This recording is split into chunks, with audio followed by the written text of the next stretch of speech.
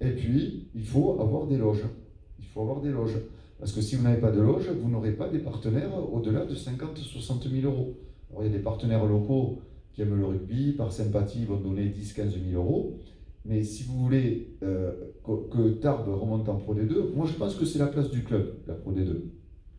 Quand je vois des villes comme Mont-de-Marsan, Agen, Dax, qui sont en Pro D2, honnêtement, je ne vois pas pourquoi on serait plus bête à Tarbes que les gens de Mont-de-Marsan, Dax ou Agen, quoi. Voilà, à Tarbes, on a tout à fait le bassin de population et presque économique pour y arriver. Voilà. Donc il faut faire l'équipement sportif, il faut faire ça. Première condition, il faut avoir un vrai stade. Alors, je sais qu'il y a des gens passionnés par cette question dans la salle, n'est-ce pas Maurice? Alors, il y a deux solutions.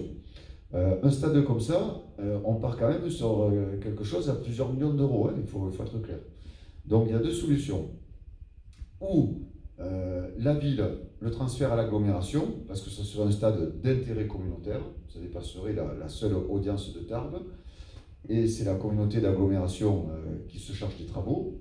Ou alors il y a des formules aussi où vous pouvez concéder ça à un privé. C'est-à-dire, c'est un privé, vous passez un bail amphithéotique, c'est-à-dire la ville de Tarbes, qui est propriétaire aujourd'hui des installations, loue sur 30 ans ou 40 ans l'équipement. C'est un privé qui fait tous les aménagements et qui ensuite l'exploite jusqu'à se rembourser et faire un peu de bénéfice sur l'équipement. Voilà, voilà la solution.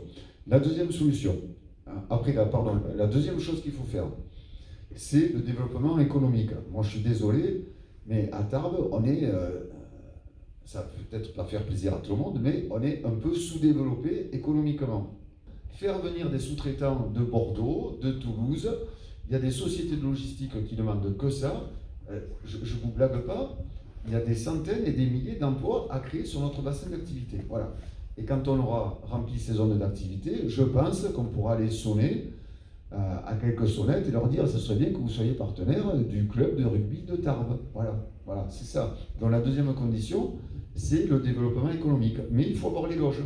Parce que sinon, évidemment, personne ne va mettre 100 000 euros pour se cailler dans les tribunes de Trélu avec un éclairage pourri et pas pouvoir recevoir ses meilleurs clients au chaud à la mi-temps. Voilà ce que je voulais dire. Et puis, il faut aussi la volonté politique. Elle a manqué un peu ces dernières années. Je pense qu'il faut qu'on se remobilise un peu et qu'on dise clairement, est-ce qu'on veut un vrai club de rugby professionnel à Tarbes ou on continue à laisser flotter tout ça, quoi. Voilà.